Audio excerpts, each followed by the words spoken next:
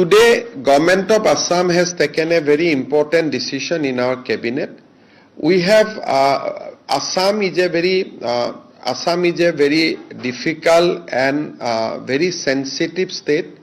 Today, we have decided that we will give arm license to the eligible persons who are residing in remote area, vulnerable area, and border area.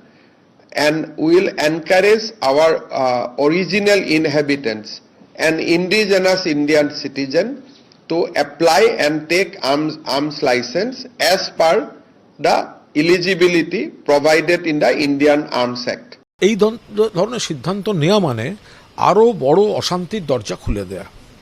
আপনি যারা শান্তিপূর্ণ মানুষ, হিন্দু হতে পারেন, মুসলমান হতে পারেন, খ্রিস্টান হতে পারেন, সব ধর্মের হতে পারে, আবার এখন এই রিভলভার দেওয়া হবে হিন্দুদের হাতে, এর মানে কি?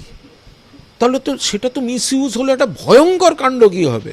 একটা জিনিস তাহলে কি উনি স্বীকার করে নিচ্ছেন যে পুলিশ প্রশাসন ওখানে পুরোটাই ব্যর্থ, যে বন্দুকটা তো দেওয়ার কথা পুলিশকে, বন্দুক পুলিশের কাছে থাকবে, কোথাও কোনো অশান্তি হবে না, এটা তো পুলিশ দেখবে। তো পুলিশকে উনি বন্দুক দেয়া বা ঠিকঠাক কাজ করানোর বদলে উনি যদি একটি সম্প্রদায়কে বন্দুক দেওয়া হবে বলেন, তাহলে ওনার পুলিশটা আছে কেন? ওটা তো ডবল ইঞ্জিন সরকার, ওখানে তো কেন্দ্রের 10 রকম বাহিনীও চাইলে পেতে পারেন। তাহলে কি উনি ঘুরিয়ে স্বীকার করে নিচ্ছেন যে অসম বলে রাজ্যটিতে পুলিশ প্রশাসন বলে কিছু নেই?